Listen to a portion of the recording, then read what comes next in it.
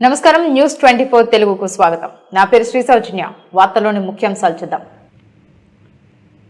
రంగారెడ్డి జిల్లా శంషాబాద్ మండలం రాళ్లగూడ బ్రిడ్జ్ సమీపంలోని రైస్ మిల్ ముందు డ్రైనేజీ సమస్య తీవ్రంగా మారింది.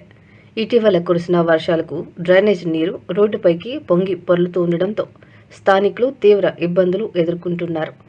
ఇక్కడ డ్రైనేజ్ పైప్ లైన్ పనులు చేపట్టినప్పటికీ పైప్ లైన్పై సరైన విధంగా మట్టి నింపకపోవడంతో పెద్ద గుంత ఏర్పడి ప్రమాదకరంగా మారింది.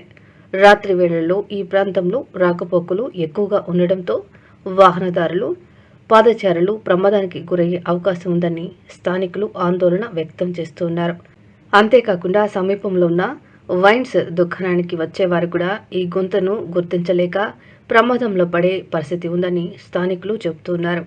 డ్రైనేజ్ నీరు రోడ్డుపై నిల్వ ఉండడంతో దుర్వాసనతో పాటు పారిశుద్ధ సమస్యలు కూడా తలెత్తుతున్నాయని ఆవేదన వ్యక్తం చేస్తున్నారు.